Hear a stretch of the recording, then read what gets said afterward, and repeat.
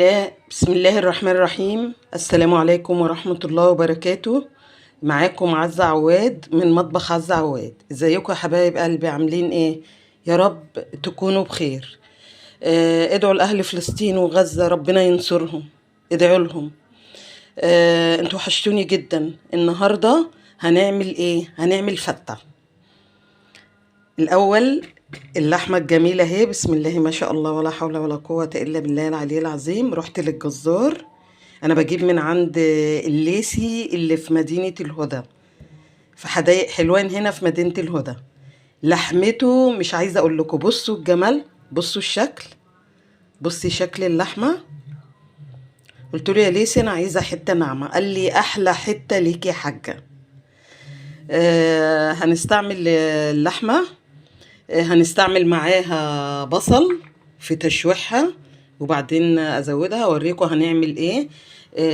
هنستعمل الفتة، ادي الطماطم، ادي صلصة، ادي توم، ادي التوابل اللي هحطها كمون وملح وفلفل اسمر، ادي الرز، وادي العيش المحمص.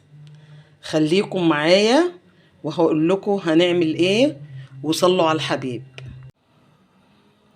هنبدأ بسم الله الرحمن الرحيم. نحط اللحمة تتشوح.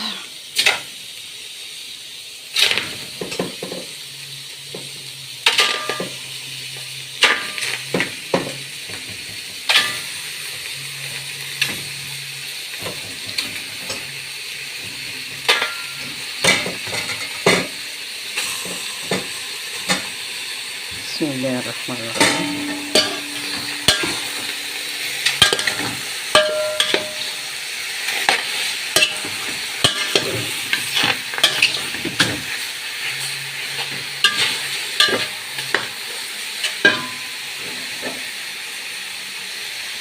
برمي معاها البصلة،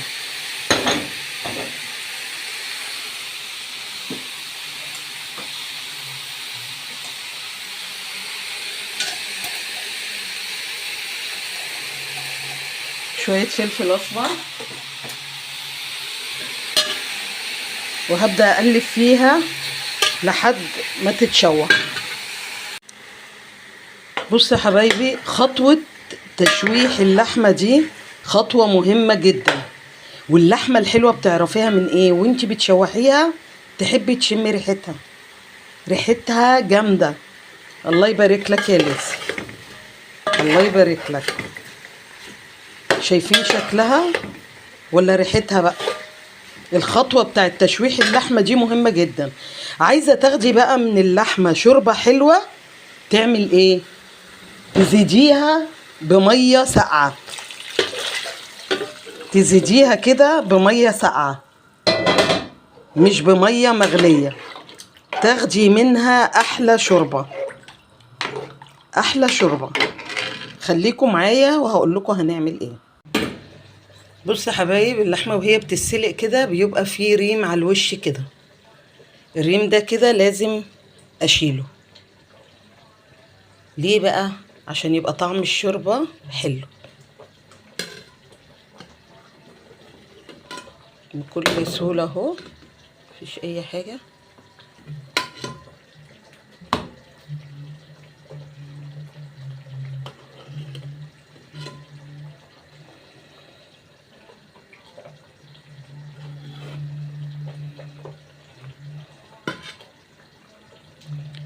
مش قادرة اوصف لكم ريحة الشوربة.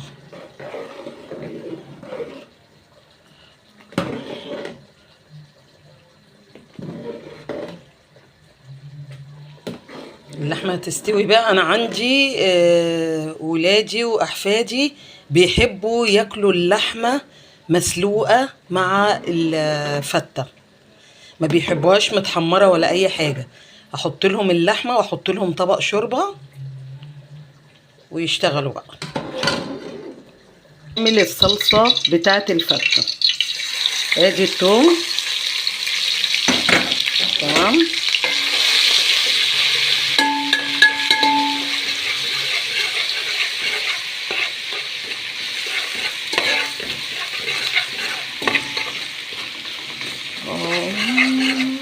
الريحة الجميلة دي. بصوا يا حبايب التومة اهي خلاص. هبدأ بقى، ده اهم حاجة في مكونات الفتة، انا نسيت اقول لكم عليها، الخل. تمام.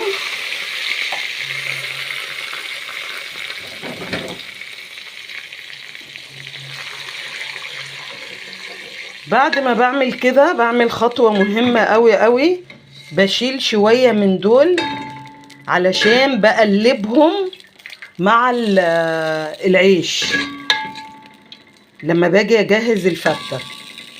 المعلقتين دول مهمين جدا جدا جدا، بيدوها طعم خرافة. تمام.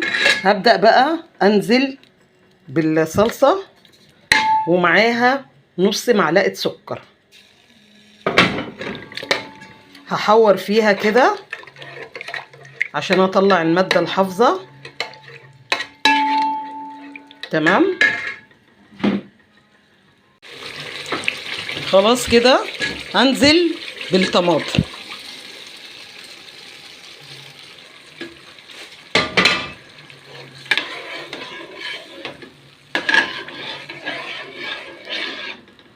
وابدأ احط لها التوابل اللي احنا اتفقنا عليها، الكمون والملح والفلفل الاسمر. هسيبها بقى تتسبك، وبعد ما تتسبك ارجع لكم واقول لكم هنعمل ايه. يبقى كده حطينا اللحمه اهي بتتسلق، وعملنا الصلصه اهي، مش باقيلنا الا الرز. نبدا بقى نعمل الرز. ادي السمنه والزيت حطيتهم. بتحطي السمنه والزيت على قد كميه الرز اللي هتعمليها. هنبدا بقى نقلب فيه ونحور فيه، نغلفه بالسمنه والزيت. صلوا على رسول الله. وده كان الشكل النهائي للفتة. الصلصة، اللحمة، شطة.